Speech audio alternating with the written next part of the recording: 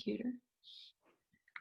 Hi, good morning. I'm Nikki Schultek, the founder of Intracell Research Group, here today hosting a very exciting series called Brave Scientists. And it's really about disruptive, innovative approaches to looking at some of our most devastating diseases. And today I have the absolute honor and privilege to welcome Dr. George Perry to partake in a really great discussion regarding Alzheimer's disease innovation, potential opportunities, but also challenges. So George is actually the editor-in-chief of the Journal of Alzheimer's Disease. He is also professor of biology and chemistry for the University of Texas at San Antonio. And George has actually over 1,000 publications and is regarded as a global expert in Alzheimer's disease. So George, it's really a pleasure to have you here today. Well, I'm really an honor to be here and being able to converse with you about my favorite field, Alzheimer's disease, and some of the challenges about necessary to be addressed to move forward. So George, to start off, I just wanted to ask you what your opinion is presently on some work that's going on that has the potential to be paradigm shifting in Alzheimer's. I think there are two areas that are really paradigm shifting that have come across in the last couple of years. Both have been around forever. Since probably a lot of our talk is going to be about microbes, I'll talk about the other one first, and that's about the contribution of the environment, air pollution, and things like air pollution. There's been estimates that maybe 30% of Alzheimer's disease contribution could be from air pollution. That's Caleb-Finch estimates it. And that's a high estimate. But I think that what has come out of this is that the environment, lifestyle, air pollution, other types of pollution are probably playing a role. It's a complex condition. So that area is really growing. We're having a volume of the Journal of Alzheimer's Disease, a handbook volume coming out on the topic air pollution. Then the other one that's in development in JAD, Journal of Alzheimer's Disease, a handbook that's also being put together, is on the microbiome contribution. The microbiome contribution is two different pieces. One is the positive piece that lives in our gut mostly, and I wanted to extend the gut to the mouth, even so you can deal with the pathogenic part also, is that how do microbes contribute to developing disease. And this aspect, the microbiome part, there's clearly an influence. Diet influences the microbiome, and that influences your chance of developing disease. This is an emerging area. We still don't know totally its contribution. The older area for Alzheimer's disease and microbes has been around longer than I've been in the field. So over 40 years, because I've been in the field 38, and it was already well developed, and that is Alzheimer's disease infectious? And that's not an easy issue to address. Unfortunately or fortunately, microbes love to live in our brains. Even when we're normal, we all know that herpes lives there, whether it's herpes simplex or herpes zoster, lives in nervous tissue because it's a good place to hide out from the immune system.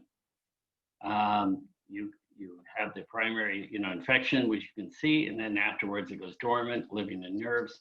And if you look at nervous tissue in the brain, most people have some types of viruses within it. To know whether that's causative to a disease has been a real challenge. And so in that case, I'm talking about viruses, but there are other types of microbes that also make it to the brain. Chlamydia, other types of bacteria. How do you really separate those out? And then there's the very exciting work suggesting that amyloid beta actually works as an antimicrobial. Sure. But I think that work all needs to be kind of seen conceptually and confirmed by many labs. And that's the issue. How do you go about not just confirming that, which is a more simple observation, but how do you show statistically if almost everybody's infected with these type of viruses and other kinds of microbes in their nervous tissue, and they're normal, well, what does it mean that they're there when you're abnormal? Was there a preclinical phase? Say if you develop Alzheimer's disease in your 70s, when you were 65, is that when everything happened? And by the time you're 70 and demented, is everything already happened? How do you address that? How can you really see, maybe it requires new imaging techniques because to be able to see the microbes in the brain when people are living, or people die throughout the course of all diseases. You can, because older people are at high risk of death. And,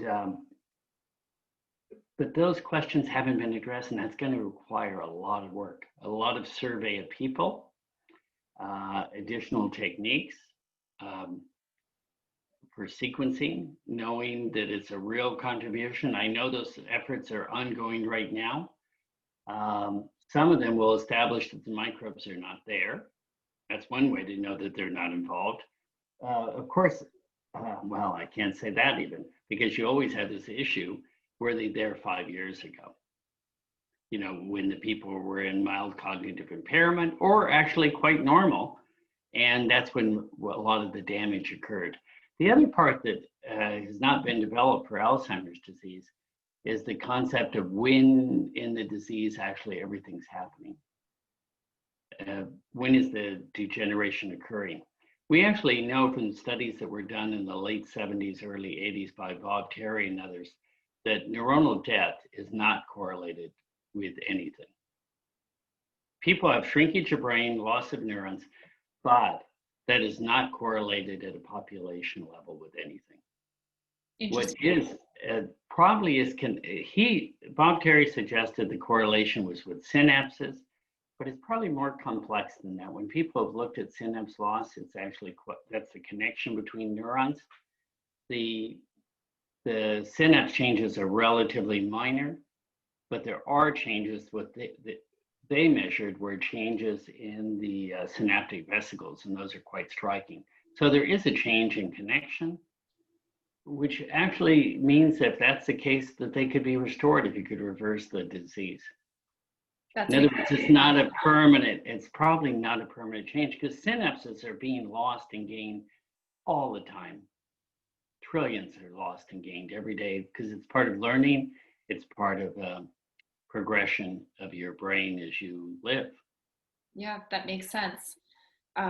So George, in terms of all of this work, which you just kind of really elegantly encapsulated, kind of the challenges, right? What needs to happen, the possibility with some of the pathogen work of needing to perhaps label for something that an organism takes up and be able to proactively scan someone to quantify, hey, is there a great deal of infection in the brain while the patient is still alive? And then the great point you made about when this actually occurs, right? Is the infectious process happening 10 years prior? Is it kicking something off and beginning a cascade of events? Is it impacting the blood-brain barrier and then, leading to other issues? Or does it happen sort of after something else happens? So a lot of really important scientific questions that haven't been answered yet. And I think it seems, for me, talking with people from around the globe that work in these disruptive spaces, that it can be very difficult when you posit a hypothesis that challenges something that's been well accepted.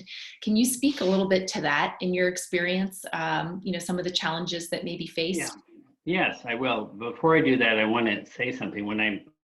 Why I mentioned air pollution was it's an emerging area, but there are a lot of similarities between it and microbes. Both of them, when you have foreign, relatively foreign material, and why I said that microbes generally make themselves out of you, especially viruses, but they present it in novel ways. They set up an inflammatory reaction. And that is what the pollution does. Sets up an inflammatory reaction, and so do microbes. And Alzheimer's disease may be kind of a common mechanism of adjusting to over-inflammation of the brain. And there are a lot of people who are doing studies along that line. When you have a new idea, there's a usual course. People think you're out of it. They don't accept it. They think that it's just not going to go anywhere. then it eventually progresses to the point, if it even is shown, they said, oh, we already knew that.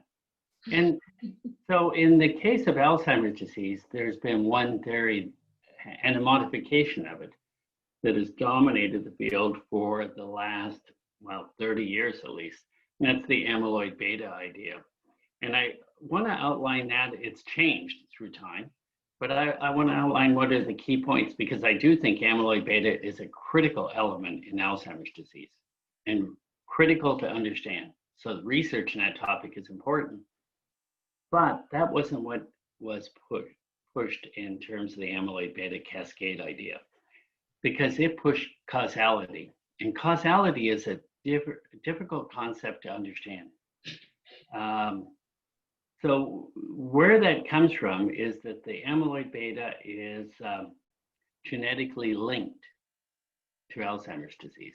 What it means, people who have mutations in amyloid precursor protein develop Alzheimer's disease at an early age. People that have mutations in two of the amyloid processing enzymes, presenilin 1 and presenilin 2, also develop Alzheimer's disease at an early age. So therefore, it's causative. That isn't causative. What that is a statistical association. And that is quite different than causality. Causality was actually being tested by the therapeutic trials like done by Biogen and others. Because if you remove the amyloid, you should have seen a decrease in disease. You should have seen a reversal. Neither were seen. Even Biogen, which may get approval for their drug, all they at most found was a change in the slope of decline. That's not causative. And the further test was, the mice. The mice are not useful for testing causality because you're creating a problem that you can correct. You can always correct it. I say it's very similar to testing respiratory distress with plastic bags. You can put it over the head of a person or a mouse, and of course they can't breathe. You take it off, they can breathe. You created the problem. Once you remove the problem, it reverses. In the human case, the reason amyloid or any of these responses occurs is related to the biology of being human. And when you remove it, if it was the driver, and to say it's too late to cause the disease, that's why I mentioned earlier, the neurons are not there and the brain is incredibly plastic, but there's no recovery, for any subclass. And patients were treated very early in the disease. Pre-dementia was included in there, and there was no reversal. But amyloid, if it's an important protein, modulating it, like removal, might benefit some patients or show some change. Sure. Because it is a response, like inflammation, like taking aspirin or any of those type of things. But that is not the same as saying causality. And that's what it's based on. And I think we need to backtrack. It's important to remember that science advances by theories and hypotheses and all of those things. And when they're useful is when they guide experiments. We only understand of reality a small piece. And we need to have ideas and dreams about how to advance. And when they're wrong, as I tell anybody, students of mine, I'll tell you some ideas. And if you support them, I'll think you're okay. If you show I'm wrong, really definitively show I'm wrong, I will love you. Because that's when you really advance, is when you're able, because basically in science, you can't really show something's right. You basically do experiments to show something is wrong. That's a really great way of looking at it. And I think it's a perspective that only comes with having spent a great deal of time in science, right? It's you come to realize how little we actually know and how little is definitive. Correct. That's what's exciting about science. It is. It definitely is. So, George, one of the things that you've spent a great deal of time studying is the phenomenon of oxidative stress or oxidative damage in the Alzheimer's brain. Can you speak a little bit about the possibility that pathogens could be eliciting this state, or other things other than pathogens that could be eliciting the state? that's been observed in AD brains and how that might be important. Yeah, so I've been studying oxidative stress the longest of anything. I've been studying it since my second year in graduate school. I studied oxidative stress at fertilization. And fertilization is not a bad thing, because if eggs don't get fertilized, they die. Mm. So, and the first thing that happens with a sea urchin egg, well, not the first, 25 seconds after fertilization, there's a big increase in oxygen consumption, fivefold. And that oxygen is mostly going into various it's going into non-mitochondrial pathways. It's going into formation of hydrogen peroxide, lipid peroxidation, naphthoquinone oxidation. And that's what my thesis was about. So I started with the idea that oxidative stress was not necessarily bad.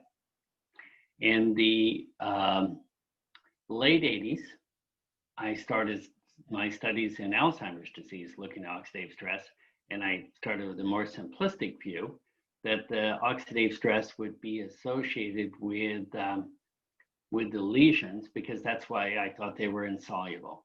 And I still don't know this answer, by the way, and it's because of technical issues. The techniques for really addressing this are right at the borderline of being developed, okay? In other words, they probably exist, but it still needs a little bit more work.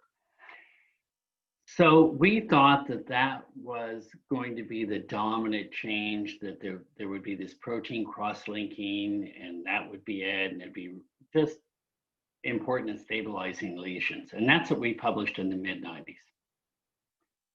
A few years later, we actually began to appreciate that was a piece of the story at best, that the dominant thing that was happening was in neuronal cell bodies and some other cells, vascular cells also. That there was this alteration in how the neurons handled metals that led to oxidative damage within the cytoplasm of neurons. Neurons at risk of death. How does that relate to a pathogen? Really complex. I would say I barely understand, I don't even understand it for the neuron itself, because it's so complicated, is that inflammatory responses and signaling between cells can screw up how cells process information in organelles. My current hypothesis is that oxidative stress in neurons actually relates to the endosomal lysosomal pathway, and that neurons do not deal with mitochondria well from autophagocytosis, and that you end up with accumulation of metals within the cell body, and that amyloid plays a critical role in that turnover, particularly stopping oxidative stress by binding copper and redox altering it. We published redox silencing it, but I think it does something much more. And that's what we're doing right now. How does a pathogen fit in? I really don't completely know. I mean, pathogens activating microglia would produce various types of oxygen radicals, but the microglia do not show oxidative damage during Alzheimer's disease, really at all. So I think that, and then backtracking, back in the knowing something about science, we measure oxidative stress by oxidative damage. We don't completely know that those two things are the same thing.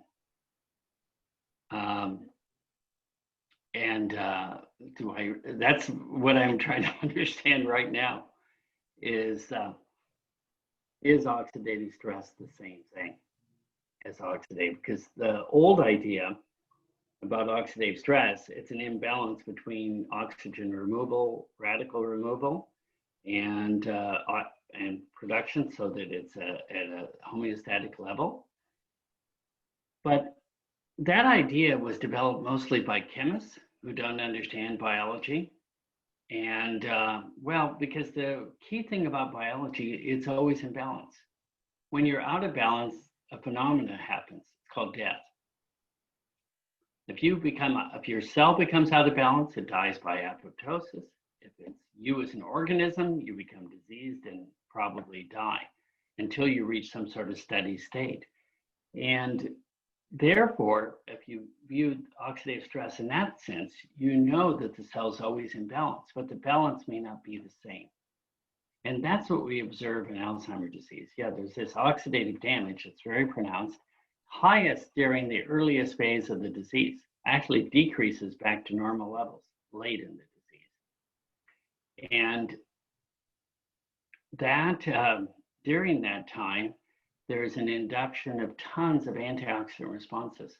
Heme oxygenase, along with tau, because they go together. Heme oxygenase and tau are actually always co-localized and control each other. And lots of other signal transduction pathways, the ERK pathway.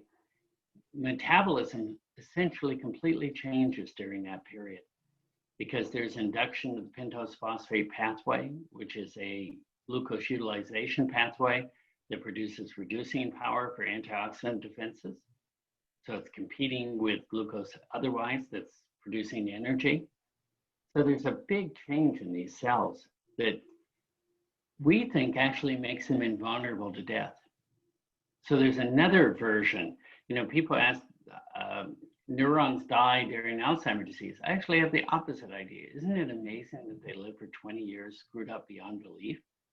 When we look at neurons in people with Alzheimer's disease, they're really quite different. They have a lot less microtubules. From studies not from us, they have altered synapses. They have tremendous amount of oxidative damage. The mitochondria are screwed up in their localization. And how do they live? So we think they're actually avoiding death, and we've written about this. I'm not dead yet ideas, because people are always looking that they're dead because they've entered apoptosis, but they don't, it isn't clear that they complete it. They die, but it isn't clear how they die and how it relates to apoptosis, or now we're studying ferroptosis, which is an iron-related death process. But again, it isn't clear that they complete it, because the cells, by inducing the pentose phosphate pathway, means they're producing a lot of NADPH, and NADPH eventually can be changed to glutathione, more reducing power for the cell. And we've also demonstrated that there's more sulfhydryl, specifically in the neurons at risk. And are they avoiding death? But are they avoiding death at the cost of function? That's what I believe in the case, that they've avoided death, much like hibernating ground squirrels that we study. Mm-hmm. Their neurons avoid death, but of course, while they're hibernating, the neurons are not functioning. That's really interesting, and a really great point you raise. And one of the things that sticks out when you talk about apoptosis is just some of the work that's been done around pathogens demonstrating that certain intracellular organisms have the ability to delay apoptosis in certain cell types. And it just makes you wonder, with the various degrees of damage, of course, really brings to mind the fact of how complex it really is, and multifactorial, obviously. And one of the things is the concepts of apoptosis were really developed for cells that really are disposable. Sure. Most of the cells in your body and my body are disposable.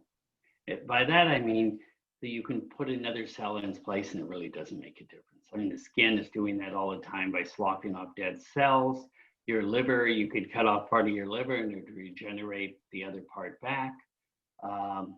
There are some cells in your body that's not true for. The brain is one of them. The heart is also one of them. These post-mitotic cells that every one of them makes a huge difference. And also in the case of the brain, the neurons are not the ones that ever form tumors either. So there's no risk.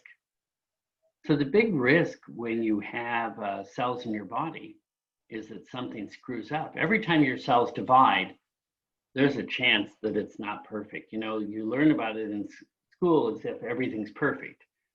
But the reality is there's tons of mutations that happen every day in your cells, and they're repaired, but they're not repaired perfectly. I mean, maybe they are in the germ cells relatively, but in somatic cells, there's a lot of that happening around. So the surveillance system that deals with that leads to apoptosis, because you don't want a screwed up cell over dividing. Absolutely. That's how you get cancer. Cancer. And as we get older, we're more prone to it because the surveillance system doesn't work as well. But neurons, every one of them makes a difference in your function. If you lose a neuron, the next neuron could fill in for it, but it's not going to fill in perfectly because it was there and selected. So why would you let a neuron die? And there's no real indication that neurons die in that apoptotic way. That's why there's a lot of papers on this topic, and they're very confusing. Even in stroke, it's still, even there, it's not so clear, because neurons clearly die with a programmed manner after a stroke, the region of infarction. Sure. But in Alzheimer's disease, there's no evidence for apoptosis, even though neurons die. And whether there's evidence for entry into these processes. There's evidence for apoptosis, there's evidence for ferroptosis. You can see DNA cleavage, but all those things are not necessarily meaning you've completed the process. And so I actually advocate the opposite, that these neurons are avoiding death at all expense, that they're doing everything they can. And the one thing that they can do is turn off their metabolism away from production.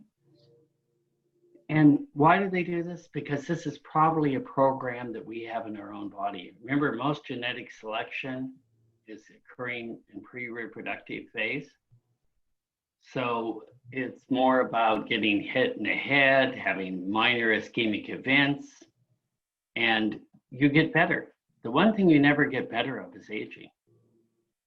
Every day you get older, and with getting older, we all have different rates of decline as we get older, but nevertheless, every day we're older, which means we have less capability. So a neuron may be using mechanisms to protect itself from aging that relate to how we deal with being 30 years old and having a small ischemic event and getting better the next day. That's all very excellent and insightful, and I've been so grateful to be able to have this conversation with you today, and then also grateful to be able to share it out within the scientific community, the business community. So George, just thank you again for taking the time to come and speak and be a part of the Brave Scientist series. Thank you very much for this invitation. Oh, I really appreciate it. Have a great day. Thank you.